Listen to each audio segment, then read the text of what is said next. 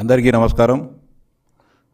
మరో 18 గంటల్లో రాష్ట్రంలో సార్వత్రిక ఎన్నికల కౌంటింగ్ ప్రక్రియ ప్రారంభం కావడం జరుగుతోంది. ఓటమి భయంతో వైఎస్ఆర్సీపీ నాయకులు అవాకులు చవాకులు పేలుతూ ఒకవైపు తెలుగుదేశం పార్టీ నాయకులను శ్రేణులను అదేవిధంగా ప్రజలను కూడా భయోత్పాతానికి గురి చేస్తూ మరోవైపు ఎన్నికల ప్రక్రియలో పాల్గొంటున్న ప్రభుత్వ ఉద్యోగులను కూడా మీ అంతు చూస్తామని చెప్పి బెదిరించడం జరుగుతూ ఉంది. మొన్న మాజీ మంత్రి పేర్ని నాని గారు ఉద్యోగులను భయభ్రాంతులకు గురి చేస్తూ వారు అంతు చూస్తాం, 4వ తేదీ తర్వాత ముసళ్ళ పండగ ఉంది, మీరంతా కాచుకోండి, ఎన్నికల కౌంటింగ్ ప్రక్రియ ముగిసిన తర్వాత మీ అంతు తేలుస్తామని చెప్పి బెదిరింపు మాటలకు దిగడం జరుగుతూ ఉంది. ఓటమి భయంతో ప్రజాస్వామ్యబద్ధంగా ఎన్నికలు జరిగిన ఈ ప్రక్రియలో ఒకవైపేమో మేము గెలుస్తూ ఉన్నాం, ఈ నెల 9వ తారీఖున విశాఖపట్నంలో ప్రమాణ స్వీకారానికి మేము సిద్ధమవుతున్నామని చెప్తూ మరోవైపు దింపుడు గల్లెం ఆశతో ఏది ఏమైనప్పటికీ కూడా ప్రజలు వైఎస్ఆర్సీపీని చీత్కరించారని స్పష్టంగా తెలుసుకున్న వైఎస్ఆర్సీపీ నాయకులు ఏదో విధంగా కౌంటింగ్ ప్రక్రియను భగ్నం చేయాలి, కౌంటింగ్ ప్రక్రియలో పాల్గొనే ఉద్యోగులందరినీ కూడా లొంగ తీసుకొని బెదిరించుకొని కౌంటింగ్ ప్రక్రియలో లాభం పొందాలని ఒక దుష్ట ఆలోచనతో బెదిరింపులకు పాల్పడడం జరుగుతూ ఉంది. పేర్ని నాని గారికి స్పష్టంగా చెప్తాన్నా, నీ ఉడత ఊపులకు ఎవరు భయపడే ఉద్యోగులు కానీ తెలుగుదేశం పార్టీ కార్యకర్తలు కానీ నాయకులు కానీ ఎవరూ లేరని చెప్పి స్పష్టంగా తెలుసుకోని చెప్పి పేర్ని నాని గారు హెచ్చరిస్తా ఉన్నా. గత 5 సంవత్సరాలుగా అనేక రకాలుగా తెలుగుదేశం పార్టీ నాయకులను కార్యకర్తలను వేధించారు, ఇబ్బందులు పెట్టారు, బెదిరించారు, దాడులు చేశారు, జైల్లో పెట్టినా కూడా మొక్కవోని ధైర్యంతో ప్రతి ఒక్క కార్యకర్త కూడా మీకు ఎదురెడ్డి పోరాటం జరిగింది. అదేవిధంగా వాళ్ళ హక్కుల కోసం మీరిచ్చిన హామీలను నెరవేర్చమని డిమాండ్ చేసిన పాపానికి ఉద్యోగులపైన, ఉపాధ్యాయులపైన, పెన్షనర్లపైన మీరు ఏ విధంగా వేధింపులకు దిగారో అనగదొక్కారో కూడా ఈ రాష్ట్రంలో ఉన్న ప్రభుత్వ ఉద్యోగులు, ఉపాధ్యాయులు అందరూ చూశారు. దాదాపు 5,60,000 మంది ప్రభుత్వ ఉద్యోగులు, ఉపాధ్యాయులు పోస్టల్ బ్యాలెట్ ద్వారా మీ ప్రభుత్వానికి వ్యతిరేకంగా ఓటు వేయడం జరిగింది. ఆ ఫ్రస్ట్రేషన్లో, ఆ గందరగోళంలో ప్రభుత్వ ఉద్యోగులు రాష్ట్ర ప్రభుత్వానికి వ్యతిరేకంగా, వైఎస్ఆర్సీపీకి వ్యతిరేకంగా ఓటు వేశారని ఒక దుగ్ధతో, కోపంతో వారిని బెదిరించే ప్రక్రియకు మీరు శ్రీకారం చుట్టడం జరుగుతోంది. మీ బెదిరింపులకు ఏ ఉద్యోగి, ఉపాధ్యాయుడు ఎవరు భయపడరు. ఖచ్చితంగా తెలుగుదేశం పార్టీ ప్రతి ఒక్క ఉద్యోగికి, ఉపాధ్యాయులకు అండగా ఉంటుంది.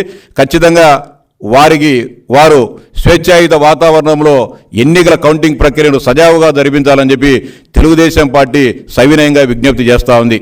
అంతేకాకుండా సజ్జల రామకృష్ణారెడ్డి గారు కూడా గత 4 రోజుల క్రితం కౌంటింగ్ ఏజెంట్లుగా పోయేవారు రూల్స్ గీల్స్ ఏమీ పాటించకూడదు, మేము ఏమి చెప్తే దాని ప్రకారమే ఓటు లెక్కింపు చేయాలి, అలాంటి వారు మాత్రమే దాడులు, దౌర్జన్యాలకు దిగేవారు మాత్రమే కౌంటింగ్ ప్రక్రియకు వెళ్ళండి అని చెప్పి సిగ్గు ఎగ్గు లేకుండా సజ్జల రామకృష్ణారెడ్డి గారు చెప్పడం జరిగింది. దానిపైన రాష్ట్ర ఎన్నికల సంఘం ఆదేశాల మేరకు పోలీసులు కేసు నమోదు చేసినా ఇంతవరకు సజ్జల రామకృష్ణారెడ్డిని అరెస్టు చేయకపోవడం విచారకరం. రాష్ట్ర పోలీసు ఉన్నతాధికారులను డిమాండ్ చేస్తూ ఉన్నాం, ఖచ్చితంగా సజ్జల రామకృష్ణారెడ్డి లాంటి వ్యక్తులు రేపు ఎన్నికల కౌంటింగ్ రోజున బయట ఉంటే ఉద్రిక్తతలను రెచ్చగొట్టే అవకాశం ఉంది. కాబట్టి రేపు సజ్జల రామకృష్ణారెడ్డి గారిని, పేర్ని నాని గారిని, వారిద్దరిని కూడా పోలీసుల అదుపులో పెట్టుకోవాలని చెప్పి, పోలీస్ కస్టడీలోకి తీసుకోవాలని చెప్పి డిమాండ్ చేస్తూ ఉన్నాం. అంతేకాకుండా పోస్టల్ బ్యాలెట్ విషయంలో కూడా అనేక రకాలైన గందరగోళాలకు తెరతీసి ఏది ఏమైనప్పుడు కూడా తమ మాట నెగ్గాలని చెప్పి రాష్ట్ర ఉన్నత న్యాయస్థానం ఆశ్రయించడం జరిగింది. మళ్ళీ సుప్రీంకోర్టును కూడా ఆశ్రయించడం జరిగింది. రాజకీయాల్లో గెలుపోవటంలో, ఎన్నికల్లో గెలుపోవటంలో సహజం. 2019 సంవత్సరంలో తెలుగుదేశం పార్టీ మేము అధికారం కోల్పోయినప్పుడు హుందాగా ఓటమిని అంగీకరించాం. ఆ రోజు కూడా ఆ ఎన్నికల్లో మాకు అనేక మంది మెజారిటీ ప్రభుత్వ ఉద్యోగులు, ఉపాధ్యాయులు వ్యతిరేకంగా ఓటు వేయడం జరిగింది. ఏ రోజు కూడా మేము వాళ్ళని బెదిరింపులకో లేకుంటే భయపెట్టాలనే ప్రయత్నం చేయలేదు.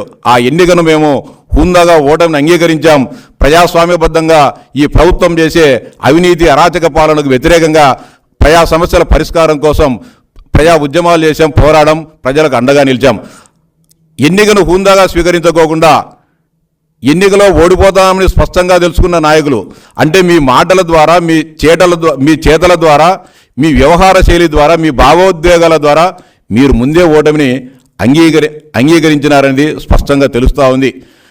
ఖచ్చితంగా రేపు జరిగే ఎన్నికల్లో తెలుగుదేశం పార్టీ ఎన్డీఏ కూటమి అఖండ విజయం సాధించబోతోంది. రేపు ఈ సమయానికల్లా రాష్ట్రంలో ప్రజాస్వామ్యం పునరుద్ధరించబడుతుంది. ఆంధ్రప్రదేశ్ ప్రజానీకానికి ఖచ్చితంగా స్వేచ్ఛా స్వాతంత్రాలు లభిస్తాయని ఆశిస్తూ ఉన్నాం. ఆ మేరకు ఈ రాష్ట్ర ప్రజలు తీర్పు ఇవ్వడం జరిగింది. ఖచ్చితంగా ఎన్డీఏ కూటమి రేపు ఈ సమయానికల్లా రాష్ట్రంలో మంచి మెజారిటీతో ప్రజల ఆశీస్సులు పొందుతుందని చెప్పి స్పష్టంగా తెలియజేస్తా ఉన్నాం. అంతేకాకుండా ప్రజలను, ఉద్యోగులను భయపెట్టేదానికి ప్రయత్నం చేస్తున్న పేర్ని నానిని, సజ్జలను వెంటనే పోలీసులు అదుపులోకి తీసుకొని కౌంటింగ్ ప్రక్రియకు విఘాతం కలగకోకుండా చర్యలు తీసుకోవాలని చెప్పి ఎన్నికల సంఘాన్ని విజ్ఞప్తి చేస్తూ ఉన్నాం.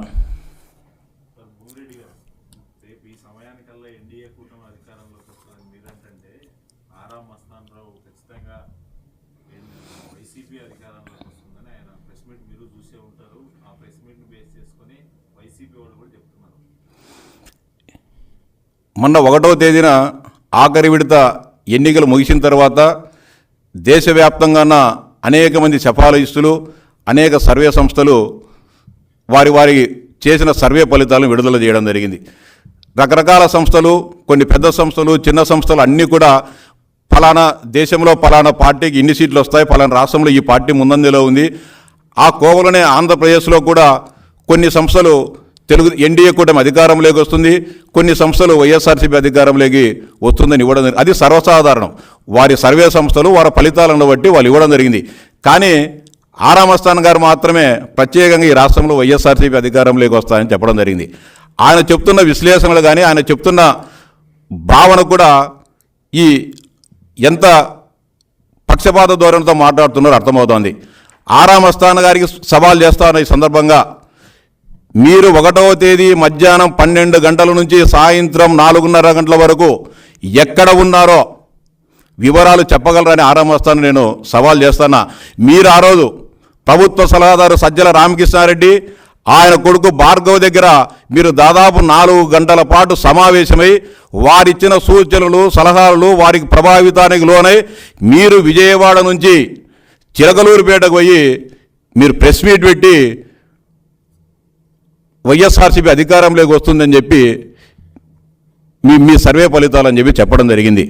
సవాల్ చేస్తాను, దీనికి ఒక శాసనమండలి సభ్యుడిగా నేను కట్టుబడి ఉంటా. మీరు ఆ రోజు సజ్జల రామకృష్ణారెడ్డితో సమావేశమై ఆయన సలహాలు, సూచనల మేరకు సర్వే ఫలితాలను ఇచ్చారా లేదో నువ్వు నమ్మిన దేవుని మీద నువ్వు ప్రమాణం చేసి చెప్పగలవు ఆరామస్తారని చెప్తా ఉన్నా. నేను ఎక్కడ కాదిన ప్రమాణం చేస్తాను, ఆ సజ్జల రామకృష్ణారెడ్డి గారితో సమావేశమై ఆయన ఇచ్చిన పేపర్లను, ఆయన టైప్ చేసిన ఫలితాలను మాత్రమే నువ్వు ప్రకటించావు తప్ప నిజంగా వాస్తవపూరితమైన ఫలితాలను ప్రకటించలేదు. అది నీ మనస్సాక్షికి తెలుసనే విషయాన్ని ఆరామస్థాన్ గారికి నేను స్పష్టంగా చెప్తా ఉన్నా. ఖచ్చితంగా మీరు ఇచ్చిన సర్వే రిపోర్ట్లలో చెప్తా ఉన్నారు, బయటి ప్రాంతాల నుంచి కేవలం 3,40,000 మంది మాత్రమే వచ్చారని చెప్పి.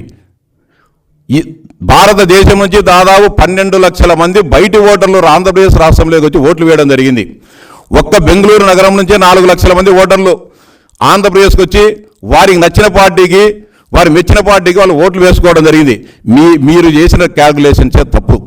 5,60,000 మంది ప్రభుత్వ ఉద్యోగులు పోస్టల్ బ్యాలెట్లు ఉపయోగించుకొని ఓటు వేయడం జరిగింది. ఈ రాష్ట్రంలో ప్రస్తుతమైన పరిస్థితుల్లో ఉద్యోగులు ఎవరి వైపు ఓటేశారో నీ అంచనాలలో, నీ సర్వే ఫలితాలలో ఎక్కడైనా కూడా అది మీరు స్పష్టం చేయలేదు. దాంట్లో మీరు అంచనా వేసుకున్నారో లేదో తెలియని పరిస్థితి.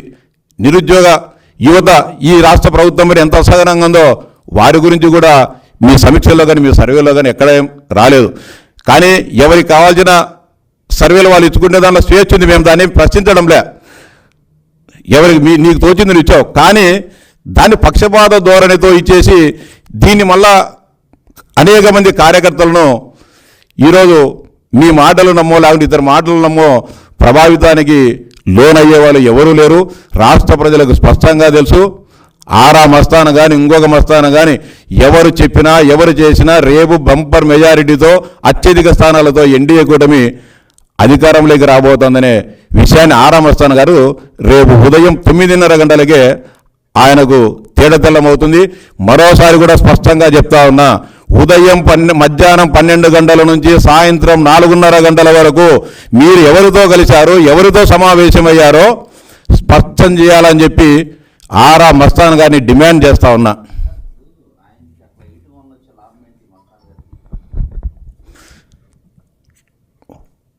ఆరా మస్తాన్ గారు ఆ సర్వే ఫలితాలు కానీ ఇయ్యకుంటే రేపు వైఎస్ఆర్సీపీ ద్వారా కౌంటింగ్ పోయేవాడు కానీ లేడు. కార్యకర్తలందరికీ స్పష్టంగా తెలుసు ఇది దింపుడు గల్ల మాసం. జగన్మోహన్ రెడ్డి 151 ఇచ్చానని చెప్పి ఆయనేమో స్విట్జర్లాండ్, ఫ్రాన్స్, ఇంగ్లాండ్కి వెళ్ళిపోయినాడు. సజ్జల రామకృష్ణారెడ్డి మీరు కొట్టండి, సంపండి, తిట్టండి, ఏదైనా సరే మీరు పోస్టల్ బ్యాలెట్స్ ఇచ్చినా సరే, ఈవీఎంలు పలగొట్టైనా సరే ఫలితాలు మనకు అనుకూలంగా వచ్చేట్టుగా చేయండి అని చెప్తా ఉన్నారు. కాబట్టి ఏదో విధంగా కౌంటింగ్ పోవాలంటే కౌంటింగ్ పోయే పరిస్థితి కానీ లేదు. రాష్ట్రంలో అనేక ప్రాంతాల్లో ఎందుకు అడిగి అవమానకరంగా ఓటమి భారంతో మేము రావాలి, కౌంటింగ్ పోవనే పరిస్థితి కార్యకర్తలందరూ కూడా స్పష్టం చేసేటప్పుడు ఏదో విధంగా వాళ్ళందరినీ కూడా కనీసం కౌంటింగ్ కేంద్రాల దగ్గర వరకన్నా పోయేదానికి ఆరా మస్తాన్ అనే ఒక ఆయుధాన్ని ఉపయోగించుకొని వారిని వైఎస్ఆర్సీపీ వాళ్ళని కొంత ఉత్తేజపరచాలనే ఒక ప్రయత్నం చేయడంలో భాగంగా సజ్జల రామకృష్ణారెడ్డి అనే టీం ఈ ప్రయత్నంలో ఆరా మస్తాన్ గారిని ఒక పావుగా ఉపయోగించుకోవడం